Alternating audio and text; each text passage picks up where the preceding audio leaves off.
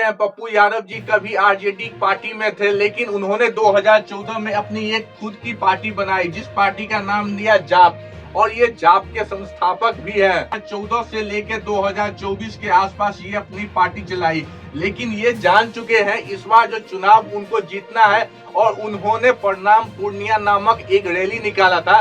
उसमें बताया था कि मैं इस बार पूर्णिया से लोकसभा चुनाव लड़ूंगा। चुनाव लड़ने के 6 महीने पहले ही उन्होंने यह बात बता दी। तो आखिर इनको क्यों नहीं चुनाव में आरजेडी टिकट दी? चलिए इसके बारे में आपको। आरजेडी के सुप्रीमो लालू प्रसाद यादव जी से मिलने के लिए पप्पू यादव गए हुए थे, लेकिन आरजेडी उनको जो है सीधे तौर पर मना कर दी कि मैं आपको पूर्णिया का सीट नहीं दे सकता हूं, क्योंकि पूर्णिया का सीट जो है मैं दूसरे उम्मीदवार को दे दिया हूं।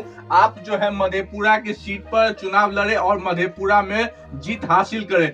लेकिन जैसे कि हम लोग जानते हैं ये रुकने वाले नहीं है, क्योंकि ये 5 बार सांसद रह चुके हैं और 1 या 2 बार वो एमएलए भी रह चुके हैं। इसीलिए उन्होंने यह फायदा उठाया और सीधा उन्होंने दिल्ली गया। दिल्ली में जाके कांग्रेस की जो है सदस्यता ले ली, चुनाव लड़ा। क्योंकि अब हम लोग जानते हैं पप्पू यादव जो है कोरोना काल में कितना लोगों का मदद किए थे, ये हम लोग भली भांति जानते हैं। वो जो है ग्राउंड लेवल पर कितना वर्क किए थे ये हम लोग जानते हैं। जैसे बाढ़ आ गया था, बाढ़ में बिहार में कितना लोगों का मदद किए थे ये हम लोग भली भांति जानते हैं। और उन्होंने इस बार जो है कांग्रेस पार्टी में रख के गठबंधन की तरफ से आरजेडी का ये सीट था, इसीलिए जो है वो निर्दलीय चुनाव इस बार उतरे हुए हैं। और उन्होंने निर्दलीय चुनाव में 4 अप्रैल को अपनी उम्मीदवारी वहां पे दायर कर दी है और वहां पे उम्मीदवार के तौर पर सीधा आ गए हैं। अब यहाँ पे सवाल आ जाता है कि एक तरफ जो है गठबंधन इंडिया गठबंधन है जिसके थ्रू जो है आरजेडी को ये सीट मिला हुआ था। अब जो है कांग्रेस के हो गए हैं पप्पू यादव, तो वो भी वहां पे पूर्णिया में अपनी सीट दावेदारी ठोक दी है, पूर्णिया में खड़ा हो गए।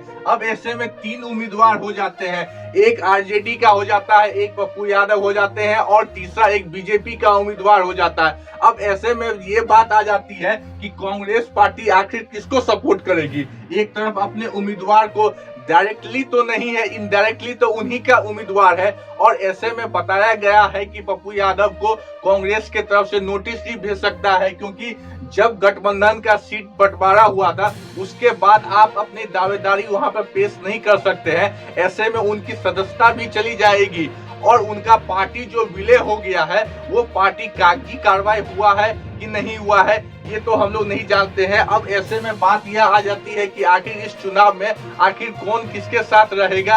आप अपनी राय जरूर बताएं, क्या पूर्णिया में पप्पू यादव को खड़ा होना चाहिए कि नहीं होना चाहिए? क्या वो इस बार चुनाव जीत जाएंगे कि नहीं जीत जाएंगे? ये भी अपनी राय कमेंट बॉक्स में जरूर बताएं।